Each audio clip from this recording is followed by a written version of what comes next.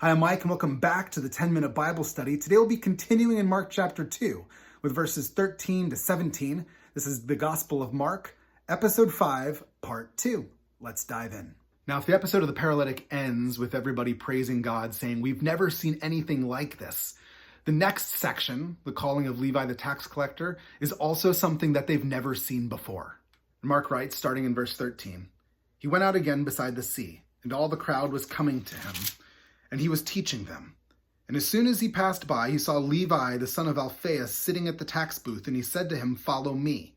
And he rose and followed him." We've got another change of scene here. Jesus was inside a house, and now he's back outside walking along the sea where he first went fishing for men.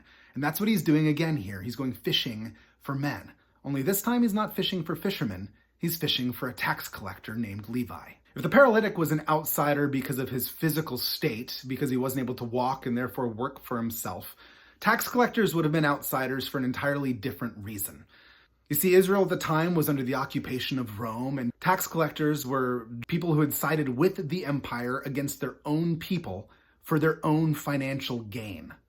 And as a result, they were hated, they were despised, they were outcast. They had money, but not much else. And so it's quite a shock when Jesus here calls a tax collector. And he calls a tax collector to follow him using the exact same words as a fisherman. There's no differentiation in Jesus' mind between a fisherman and a tax collector. It's the same invitation, an invitation to come and follow me. And just like Simon, just like Andrew, Levi drops everything. He leaves his booth, he gets up, and he follows Jesus. Mark continues starting in verse 15. "And as Jesus reclined at table in his house, many tax collectors and sinners were reclining with Jesus and his disciples, for there were many who followed him. And the scribes of the Pharisees, when they saw that he was eating with sinners and tax collectors, said to his disciples, 'Why does he eat with tax collectors and sinners?'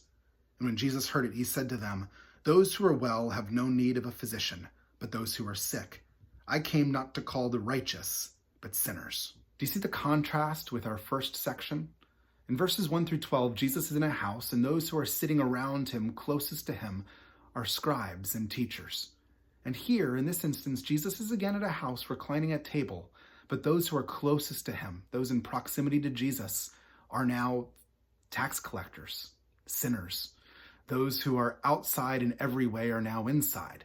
And the Pharisees and the scribes are now outside, turning to the disciples and saying, "Why is this guy eating with tax collectors and sinners? What is he doing? This isn't the way he's supposed to do it." The outsiders are in, and the insiders are out. Just like in our last section, the paralytic became in, son, forgiven, healed. In this instance, it's Levi who's in. Now the Pharisees, the ones who had been closest to Jesus but were struggling with what he was doing, who were questioning in their hearts, are on the outside. And again, they're asking questions. They're not directing them to Jesus. In the last episode, they questioned in their hearts. In this one, they're questioning the disciples. And I want to say again, the questions are not bad when it comes to following Jesus, but it's how we question that matters. And still, Jesus, in his grace, answers their question by telling them that he's come not for the righteous, but for the unrighteous, because they're the ones who need him most. This isn't what anybody expected. They didn't expect the outsiders to be in or the insiders to be out. They expected that a Messiah would come and that it would be those who had done the right thing who would be on the inside. And yet that's not the sort of kingdom that Jesus' kingdom is. And this is why Mark includes this right here in the beginning of his gospel in chapter 2. He wants us to understand something really important about Jesus' kingdom. He wants us to know, to believe, to understand that Jesus' kingdom is not like ours.